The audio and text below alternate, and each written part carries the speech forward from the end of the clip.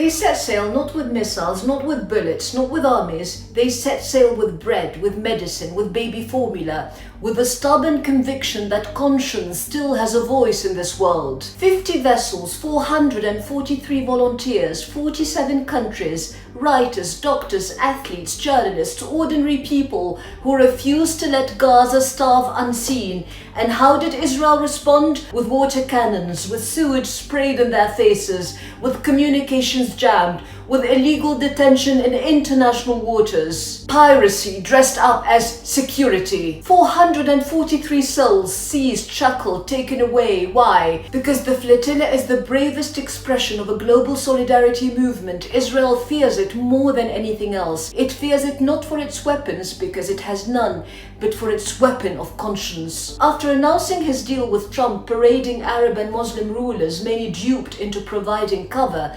Netanyahu boasted, "Instead of isolating us, we isolated them." That has always been the formula: isolate the Palestinians, wall Gaza off, choke it into silence, pretend it doesn't exist. But the Sumud flotilla tears through that formula like a gale at sea. It declares Palestine's fate will not be written in boardrooms or by bombs. It will be written by humanity itself. And humanity has answered. From Sydney to London, from Rome to Madrid, the banners rise. Palestine will not be erased. The Sumud flotilla is not an isolated event, but the crest of a long wave. In 2008, 2 boats reached Gaza. In 2010, Israeli commandos stormed the Mavi Marmara in international waters, killing 10 activists in cold blood. In 2011, most of Freedom Flotilla 2 was blocked in Greek ports under diplomatic pressure. In 2015 and 2016, the women's boat to Gaza and Freedom Flotilla 3 were seized. In 2018, the Just Future for Palestine flotilla was intercepted.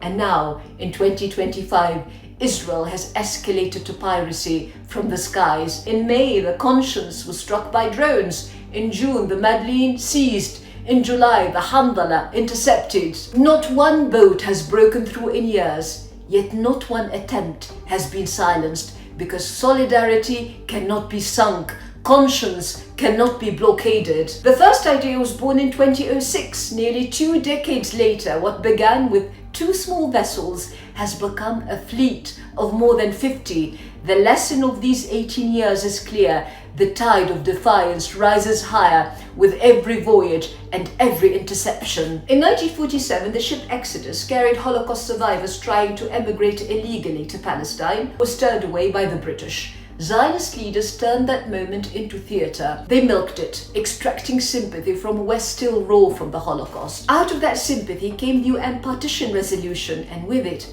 the Nakba, the catastrophe of 1948. Today, Israel's genocide, ethnic cleansing and arrogance has created a mirror image, but this time the sympathy flows not to the colonizer but to the colonized. The solidarity is fierce, vast, global, seeking to correct the injustice of 1947 and 1948. If Exodus 1947 paved the way for Israel, then Exodus 2025, the Sumud flotilla, marks the world rising to undo the wrong and restore justice to Palestine after more than a century of dispossession. That is what terrifies Netanyahu, the sight of unarmed civilians wielding more power than his army and his drones, because this flotilla carries the weight of humanity, unarmed, unyielding, undeniable, a force no navy can sink and no drone can silence, and it punctures the facade of lies. Yes, Israel starves Gaza. Yes, Israel bombs civilians.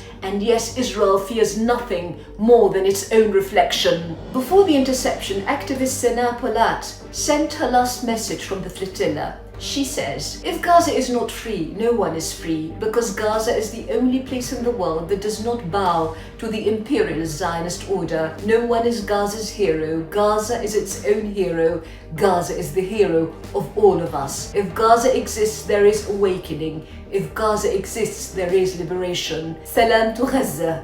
Salam to all the sad eyes. Salam to the people resisting with dignity. Salam to Rafah, to Beit Lahia, to Deir el-Balah, to Al-Maghazi, to every shore that refuses to bow." Her words echo the very heart of the flotilla, not governments, not rulers, but people carrying the voice of humanity across the sea. People like Tiago Avila from Brazil, Mandela from South Africa, Greta Thunberg from Sweden, and their brave comrades from every continent. They are closer to Gaza than the Arab and Muslim rulers who betrayed it. Because Palestine is not the cause of calculating governments, it is the cause of the people against the greed, the deceit, the ugliness of the powerful.